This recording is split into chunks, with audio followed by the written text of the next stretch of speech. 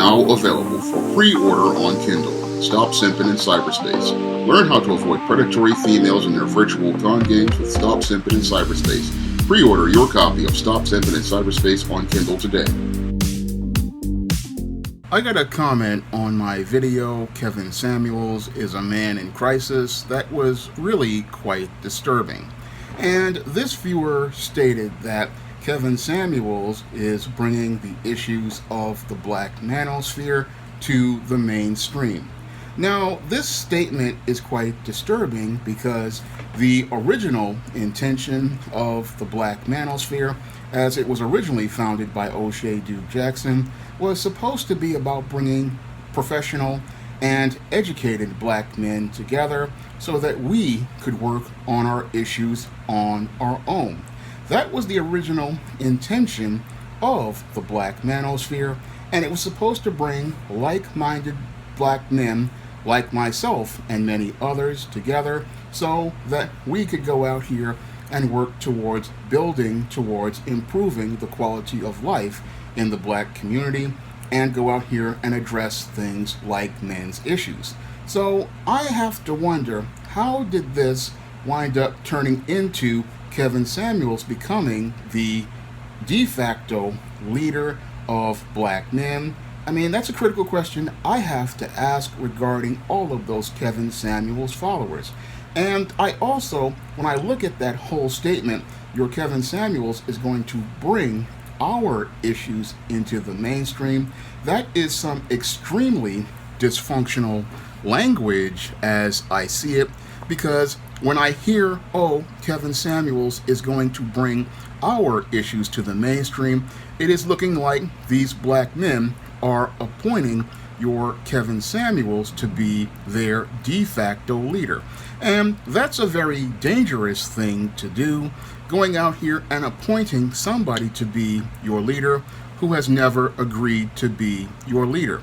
That is where we got jammed up with these civil rights activists like your Al Sharpton and many others who we appoint to be our leaders, and then these people go out here and push their own agenda. Now, this other aspect of Kevin Samuels bringing our issues to the mainstream that is also dysfunctional is the whole idea of, again, bringing our issues to the mainstream. Why do we need to bring black men's issues to the mainstream when, again, the issues we have are supposed to be worked out between us? Another critical question I want to pose to many black men out here, because these were the same kinds of arguments your grandfathers and fathers had when they were discussing integration during the civil rights movement. Because when they started to talk about, instead of focusing on black empowerment and building a black community where they got equal economic funds for their dollars, instead we got the argument turned towards integration and the quest for white acceptance. Because when people start talking about, oh, Kevin Samuels is bringing black men's issues to the mainstream, it's sounding a lot like, to me, that we're getting back on the same bad road of integration and white acceptance that led to the complete decline of the black community. Because when you start talking about bringing black issues to the mainstream, this is the same thing as talking about seeking out white validation and white acceptance and white approval. Why do we need to bring our issues to their mainstream platforms when it is their mainstream platforms that were out here promoting the anti-black man misandristic propaganda like the Oprah Winfrey Show and all of those talk shows in the 80s and the 90s? Another critical question I would like to ask all the Kevin Samuels acolytes: why would I want to go to those mainstream platforms that demonized you for over 50 years, hoping to get our issues to the forefront? Because those same platforms were the ones that went out here and called you a black brute. They were the same ones that said you were lazy and incompetent. They were the same platforms that said that you were not a good man, but you're going to expect these same platforms to go out here and be the ones that are going to want to listen to your issues. This is how backwards many of these Kevin Samuels followers are thinking. They're not really understanding. Their arguments make no logical sense. The bringing our issues to a mainstream media platform that demonizes you is not going to wind up with your issues being addressed. It is going to wind up with you being presented in a negative light. Unfortunately, many black men are just so caught up in this man and his aura that they're not really thinking critically before they make these statements. And when they make these statements, they can easily be deconstructed and they can easily be torn apart because, again, it makes no logical sense to sit there and say bringing black men's issues to platforms that do not want to hear black men. That's not going to help us. And creating a man and making him your de facto leader, that really shows that black men are really not confident in themselves, because no black man out here should be appointing somebody to be their leader who came out of nowhere. I mean, this Kevin Samuels guy comes out of nowhere from 12,000 subscribers allegedly, as related to perfumes and other assorted cologne reviews and glasses, and becomes a superstar overnight. And all of a sudden, a man who sits there and verbally abuses black women in his shows never gets one single flag for his videos. And right now, they're pushing a campaign to push a petition.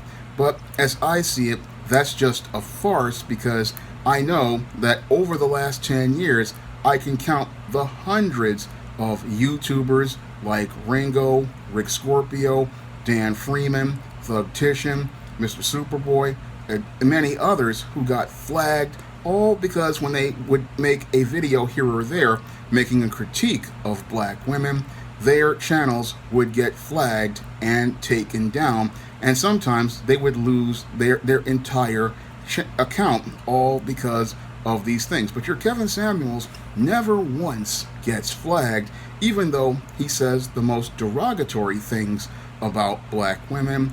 And that's, again, another reason why I believe this man is an agent, because people like this, they can come on a platform, say things other black YouTubers can't say, and they wind up remaining intact. That's quite questionable to me. And again, the whole thing with black men, there's not really a lot of them thinking critically about things. They're in their feelings because they are creating a covert contract with Kevin Samuels, the same way they created a covert contract with Oprah Winfrey. And that covert contract is that once he rises to a place of superstar success, he is going to address their issues. And I'm here to tell you that he is not going to address your issues, because if you get on a mainstream platform and you're supported by a mainstream platform, in a lot of cases, there's a lot of compromises those guys make, like your Roland Martins and many of the other Butter Biscuit bootlicks. And those Butter Biscuit bootlicks, in most cases, they do not go out here and address black men's issues because they don't want to wind up losing their dollars that they get from their white slave masters once they arrive to those platforms. So again, that argument about Kevin Samuels bringing black men's issues to the mainstream is ludicrous, because the mainstream does not care about black men's issues. If the mainstream ever cared about black men's issues, we would have seen platforms talking about black men's issues in the 90s when your Oprah Winfrey was out here bashing up brothers like a demolition derby. So that argument when I heard that from that black man, it just was absolutely absurd to me, because you're sitting here saying, okay, this man is going to go out here and bring our issues to the forefront, when it's not about him bringing our issues to the forefront. It is about us going out here and solving our own issues, and it's about us stepping up and working together. That was the original mission of the Black Manosphere, before your black males started getting jealous of each other, started arguing with each other, started bickering with each other, and started going back and forth with each other. That was the original mission of the Black Manosphere. It was about iron sharpening iron, men working with other men, and men working to improve the image of other men, and men empowering other men by participating in things like group economics. That was the original intention of the Black Manosphere before it became a dysfunctional feud, and it was also the intention of the Black Manosphere before it wound up becoming a fan club for Kevin Samuels. And it's that whole fan club aspect that I find to really be disturbing, as related to the cult-like hive mind that is formed around this man, because the same type of hive mind was formed around Oprah Winfrey, and we all saw what Oprah Winfrey did for the black community over the course of 30 years, and that is about absolutely nothing. But this is sadly what is happening to the black man right now, and the black man cannot really see how he is being steered by your Kevin Samuels away from the road of new black media, which talks about black empowerment, talks about black group economics, talks about getting tangibles in exchange for your vote, and building and creating a black agenda. They want to stop us from talking about the new black media talking points, and they want to use this high value man to go out here and push these kind of narratives, because they want to see the same old type of minstrel show, gender war back and forth, get pushed back to the mainstream, and have these black men aspiring to be the good black man, just like black women were thinking they were the strong and independent black woman.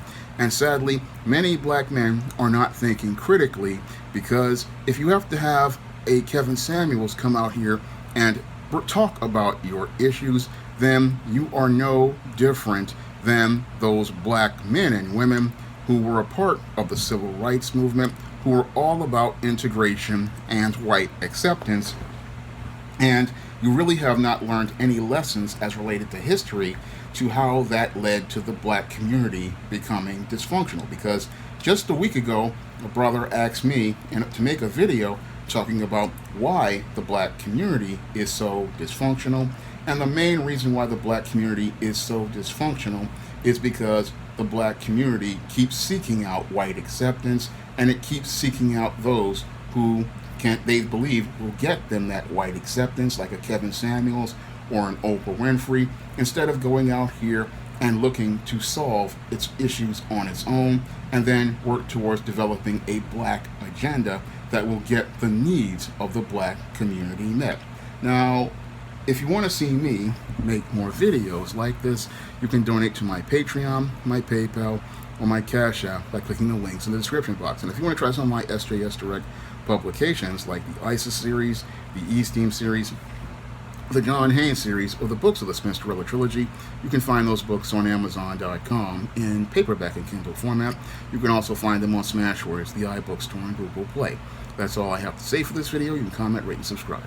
Now available in paperback and e-readers, ISIS: Revenge of the Cyber Goddess.